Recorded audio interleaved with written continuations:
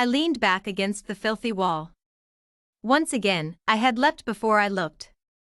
Now I was stuck here, in this filthy internment cell. I fingered my hair, now in tangles from the events of the past couple nights. Normally I could worm my way out of situations like this. But this time, I couldn't see a way out. I closed my eyes and thought about what I had done to get me stuck in here. My family owned a zoo full of exotic and rare creatures from different planets.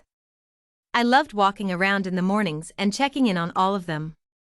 This particular morning, I saw someone hanging outside of the cage of our chicken. The chicken was probably our most valued animal. It came from a planet millions of light years away. I frowned.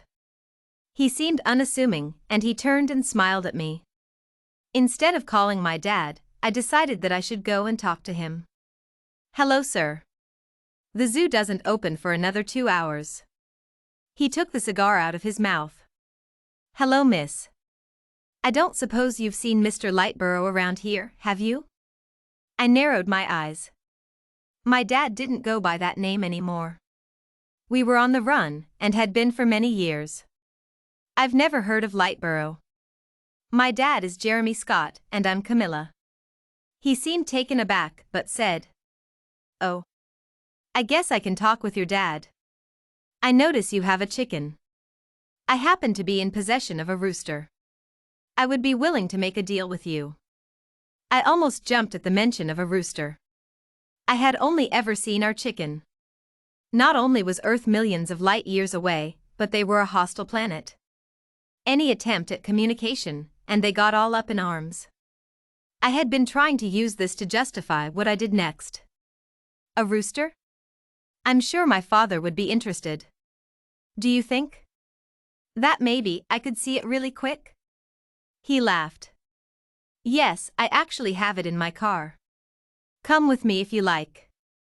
Without a second thought, I nodded and followed him towards the car. Looking back, I realized that this was a stupid idea, but in my defense, the Asgores were a peaceful race. As we walked through the familiar paths of the zoo, the Asgore remained silent. It was then I realized that he had never given me his name. It was a long walk to the exit, so I decided to strike up conversation. "How long have you had the rooster?" "About a year." We trailed off into silence again. Finally, he spoke, but his topic was a little strange. "Have you heard of the mutant projects they did on some Asgores some 20 years back?" My dad had warned me to always say no to these questions, but this guy seemed harmless enough, and I had never told anyone else. He didn't even know my real name. I nodded yes. "I've heard a little about it. Mostly rumors." He smiled. "Yes, rumors can be vicious. I've studied them most of my life, trying to see where rumor meets reality. Tell me, have you ever seen any of these mutants?" His question sent alarms ringing in my head, but I silenced them quickly. Apparently, my mother was one of the experiments, and her powers had been transferred to me when she died.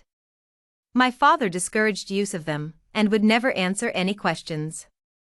As risky as it was, this stranger seemed to have the information I so desperately needed. "Actually, I am one," I admitted impulsively. He turned quickly. "You are what?" "I got the powers from my mother." When he said nothing, I willed flames to dance across my fingertips. A look of recognition flickered across his face. "Amazing," he breathed. I smiled. Finally, someone who was interested in what I could do.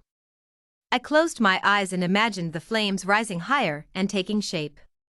He let out an amazed chuckle, and I opened my eyes to see a phoenix swooping around my hand. I closed my hand into a fist and the flames went out. The stranger was looking at me in awe. We continued walking in silence until we reached the car. He unlocked it, and I walked up to the door.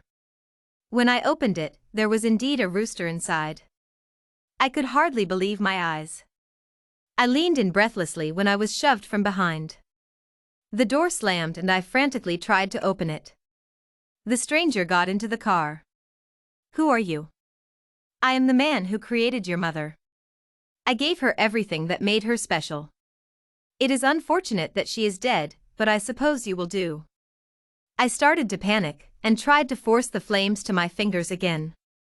However, everything looked blurred, and the fire I usually felt in my veins felt sluggish. He laughed. Your mother could never perform under pressure either. She always panicked. I spent the rest of the car trip trying to burn him alive. I was unsuccessful. Once we arrived, he pushed me into a room filled with scientists. The one who abducted me said, "Nala, please demonstrate the abilities you gained from subject number 3. I stood still for a moment, my brain barely processing the fact that he already seemed to know my real name. Then, I lifted my hand and tried to summon the flames. As before, I felt woozy and nothing happened. An elderly scientist approached me with a needle. I eyed him suspiciously. Don't come anywhere near me with that. I snarled. He simply grabbed my arm and injected it quickly. I gasped. What is that? Nothing to worry about. It will simply reduce the stress of the situation. Please, try again. I crossed my arms. No. The scientists rolled their eyes. Try again, said my abductor. He stepped up to me and I flinched. Do it. I willed the flames to appear, and they did. After that, I was put into a little cell that used to be white, but was filled with dirt and grime. After the scientists left, I started trying to escape. If my mother did, so could I. I searched every inch of the cell. I even resorted to throwing tiny fireballs at the walls and bars. However, lack of practice proved to be my undoing. Now I sit in my cell and look at the singe marks of the walls. I know that there is a way out and that I will find it. I just have to be patient.